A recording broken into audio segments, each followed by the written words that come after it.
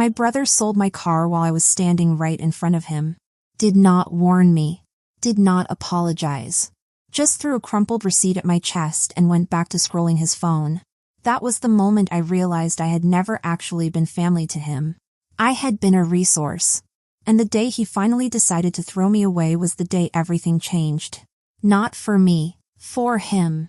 My name is Sloane. I am 29 years old. And for my entire adult life, I have been funding someone else's empire while being told I was lucky just to be included. Marcus is my older brother. On the surface, he looks exactly like what he wants you to think he is. Sharp dresser. Big talker. Always in the right room, shaking the right hands, laughing the loudest at his own jokes. The kind of confidence that comes not from building anything, but from never being held accountable for anything he breaks. When our parents died, Marcus stepped up. That is what he told everyone. He said I was too young to handle the estate. Too fragile. Sloane, just focus on school. I will carry the weight. I was 19. I believed him. So the property deeds went into his name. The accounts went into his name. Everything our parents had worked for landed under Marcus's control. And I told myself that was okay. He was my brother. We were family. Except that word, it was always a trap with Marcus. I just did not see it clearly enough until I was sitting on a concrete floor in a sweltering warehouse at 3 a.m, holding a garbage bag that contained everything he thought my life was worth. Marcus had investors in town. The kind of evening where appearances mattered more than anything else, where the right bottle of champagne on the right table was more important than actual numbers. The caterer called an hour before the event. His card got declined. I found out the way I found out most things in that house, after the fact, when the damage was already done and somehow became my problem. Marcus walked into the kitchen where I was getting ready, did not say a word, and threw a crumpled receipt at my chest. I caught it instinctively. It was a receipt from a car buyer. A private sale. Roughly what my Honda was worth. He was already back on his phone. You sold my car, I said. He finally looked up. His eyes were completely flat. No guilt. No hesitation. It is titled in my name. Your credit was trash when we bought it, remember? I put it in my name as a favor. Legally, it is my property. He said favor like he was doing me one right now too. I pay for that car every month. That is how I get to work. He shrugged. Actually shrugged.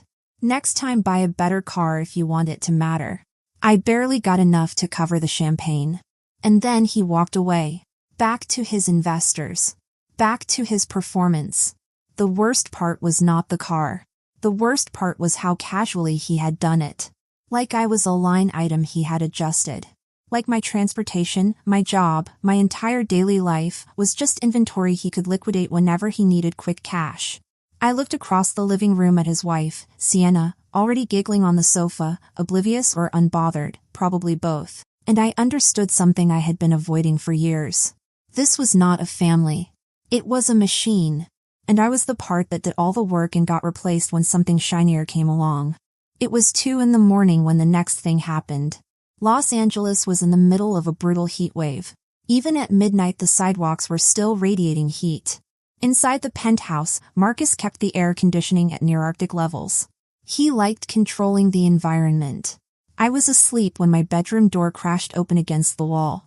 Marcus was standing in the doorway with a large black garbage bag. He walked in and threw it onto the floor at the foot of my bed. Get up. Not loud. There was a specific edge to his voice when he had decided something, tight, manic irritation I had learned to recognize over a decade. Sienna needs this room. She is doing a closet reveal for her live stream tomorrow and your stuff is ruining the aesthetic. Marcus. It is 2 a.m.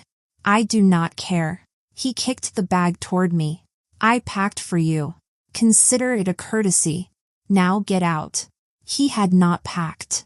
He had grabbed the top layer of my visible belongings and shoved them into a trash bag like he was cleaning out a garage. Where am I supposed to go? He laughed. Short and sharp. Go live in the warehouse. It is empty. At least there you will be with your own kind. Trash. He turned and walked away. Left the door wide open. I sat there for exactly 10 seconds. A younger version of me would have cried. Would have run after him, apologized for having belongings, apologized for existing in a space he needed. I had been that version of myself for most of my 20s. But she was gone. Marcus had finally done the one thing that finished her off completely. He had sold her car for champagne money and called her trash. I stood up, put on my jeans and my boots, picked up the garbage bag. It was light. 10 years of loyalty and labor weighed less than 20 pounds. I walked past the master bedroom. Sienna was inside talking about camera angles. I walked past the kitchen where my car had become empty bottles. I walked out the front door and let it close quietly behind me. The heat outside hit me the moment the lobby doors opened. I hoisted the bag over my shoulder and started walking. 3 miles to the nearest night bus terminal. Through Santa Monica. Past closed shops and people sleeping in doorways. Here is the thing about a long walk alone at 2 in the morning when your life has just imploded. Your brain gets quiet. The noise drops out. What is left is just the facts. I work in logistics. Precise. Methodical. My entire professional life is about looking at a system, finding the inefficiencies, identifying what is leaking, and fixing it. So I stopped thinking like a sister. I stopped thinking like a victim. I ran a mental audit. Current status, displaced. Transportation, public transit only. Cash reserves, minimal. Liability, a toxic arrangement that had just violated every informal agreement we had ever had. In logistics, when a partner breaches a contract that severely, you do not ask for an apology.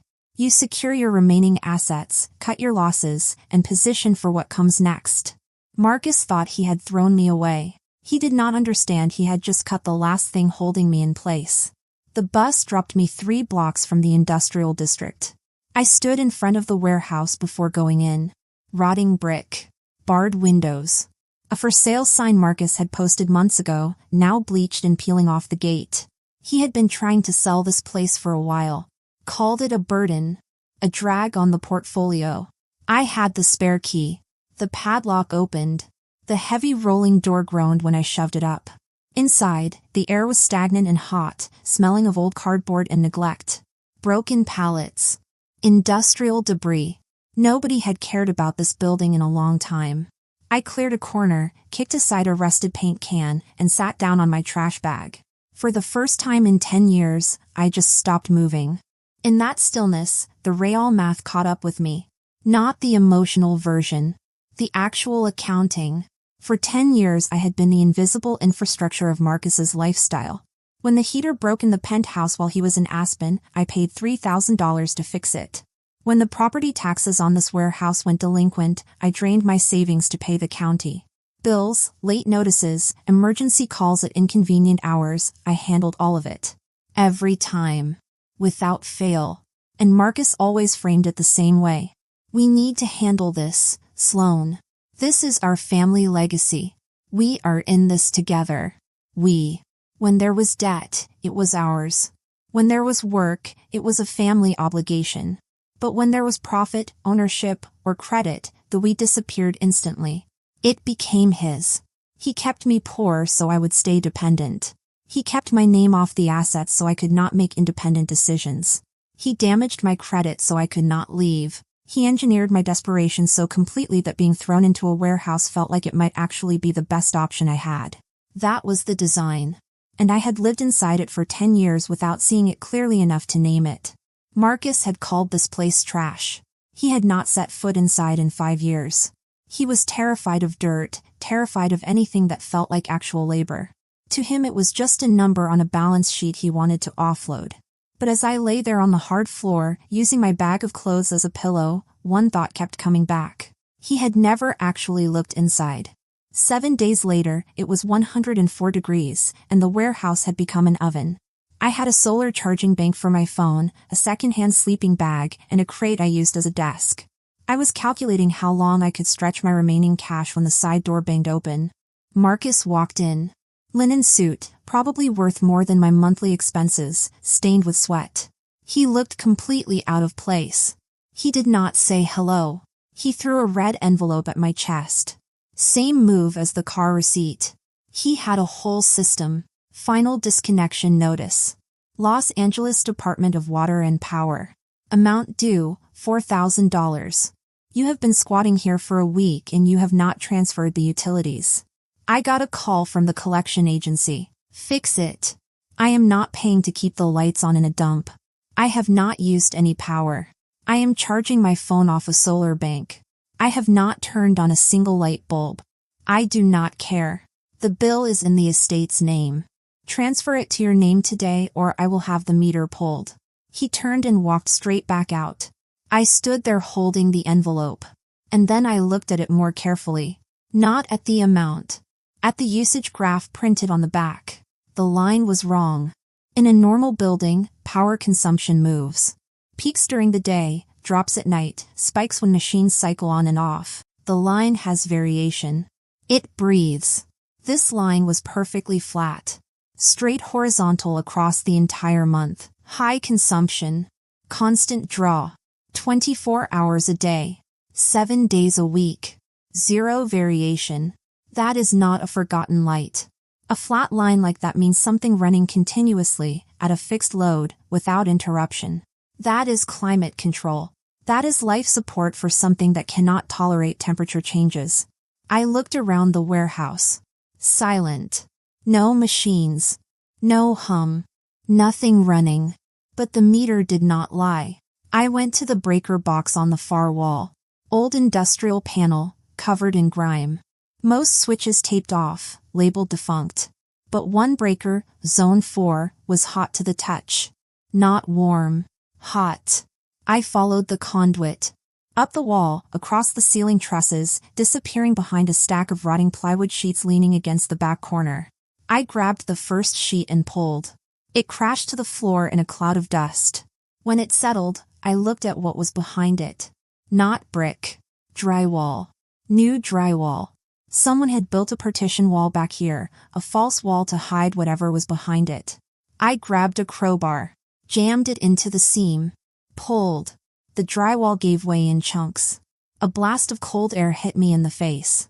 Freezing. Sterile. The kind of air you feel in a museum archive. And with it came a sound that had been muffled behind the insulation, a low, steady, industrial hum. I knocked out a section big enough to step through. I stepped through. I was not looking at a storage room. I was looking at a vault. The space was dark, lit only by blinking green LEDs from massive industrial dehumidifiers lining both walls. Those were the hum. Running around the clock. Maintaining temperature, controlling humidity, keeping the air inside in a state of perfect preservation. I raised my phone flashlight. 12 of them. 12 large, clear, inflatable bubbles, sealed and pressurized, lined up in 2 rows with military precision.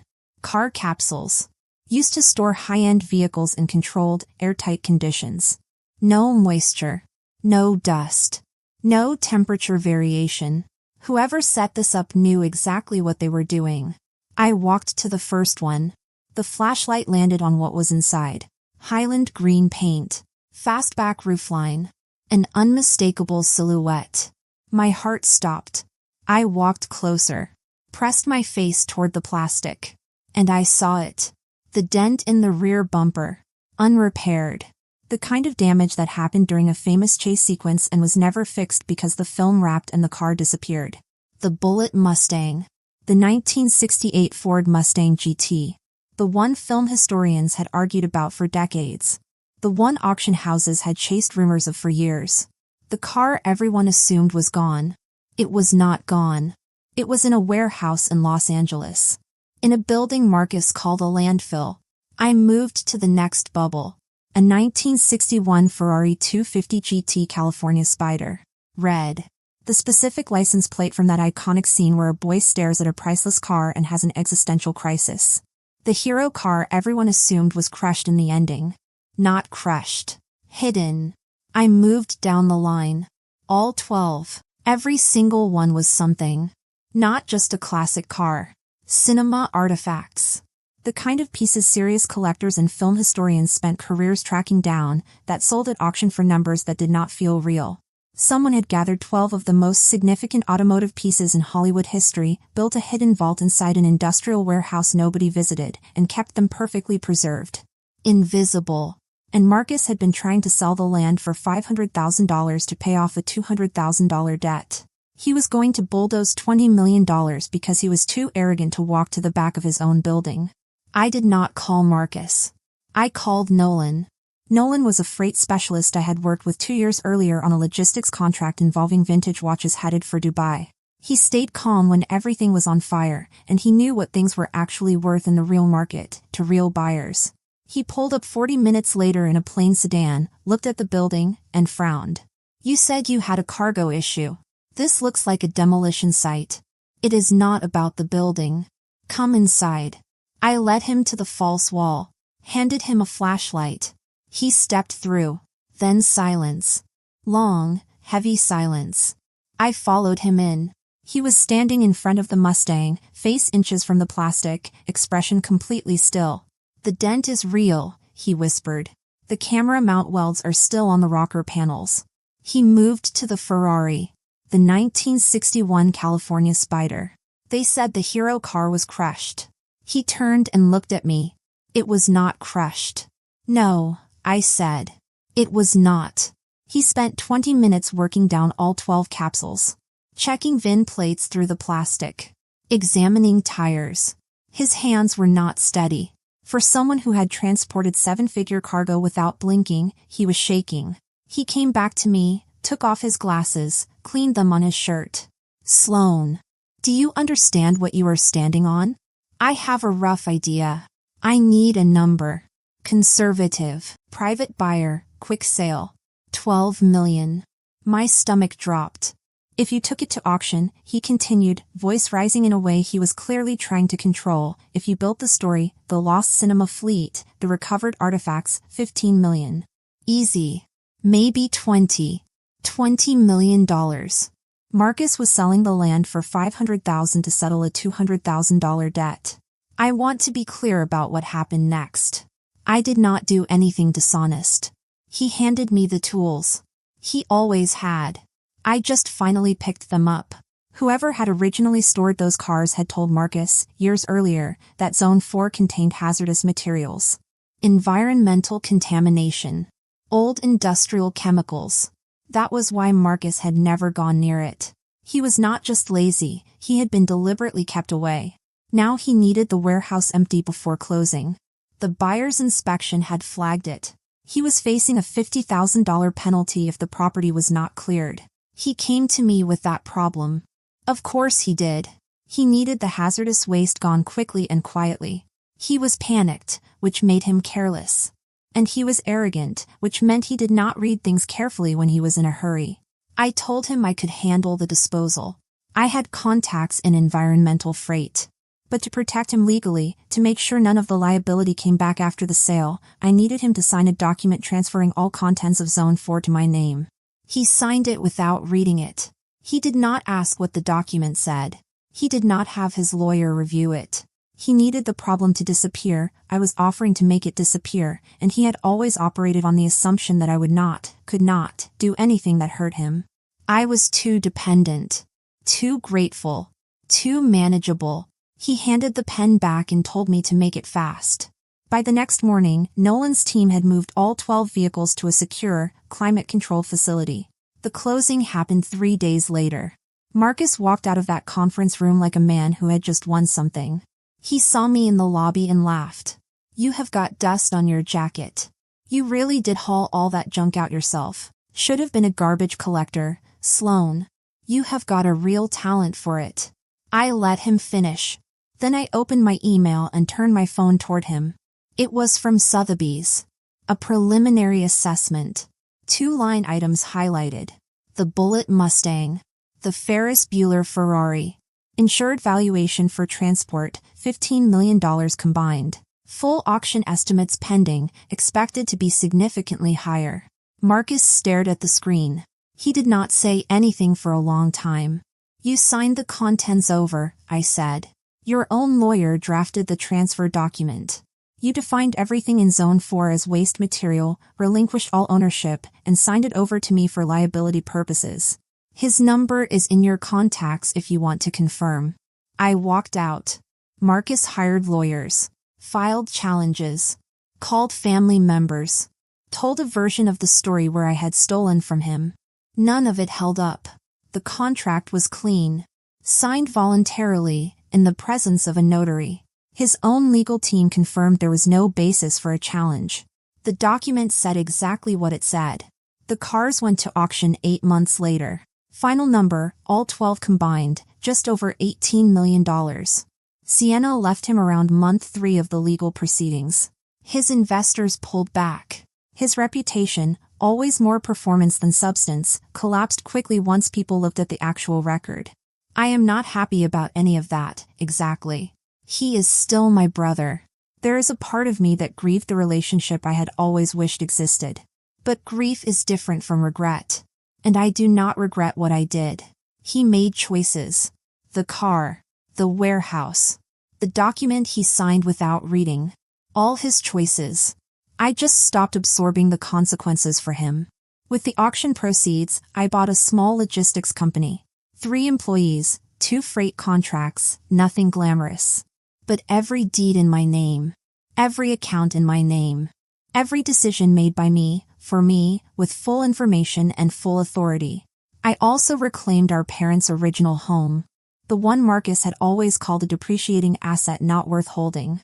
I bought it outright. Repainted it myself. Put new floors in the kitchen. The first night I slept there, I left the window open even though it was cold. Just because I could. Because no one was going to walk in and tell me to close it. No one was going to hand me a garbage bag and tell me to get out. No one was going to sell something I loved and call it a favor. Mine. All of it. Finally, completely mine. Marcus spent his life chasing the appearance of success. The right suit. The right room. The right bottle of champagne. So focused on looking like a man who had everything that he never stopped to look at what he actually had. I spent 10 years so focused on surviving inside his world that I could not see my own. The warehouse changed that. Not because of the 18 million. But because the moment I stepped through that broken drywall, I understood something nothing else had ever made fully clear. Nobody was coming to see it for me.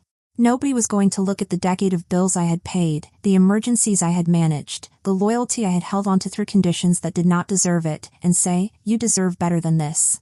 I had to walk to the back of the building myself, pick up the crowbar myself, break through the wall myself, and on the other side was everything I had already earned. I just had not known where to look. Thanks for listening. If this story hit something real for you, share it with someone who needs to hear it, and don't forget to comment and subscribe for more stories about people who had everything taken from them and found a way to take it all back. The people who underestimate you are always the ones who never bothered to look at what you were actually carrying.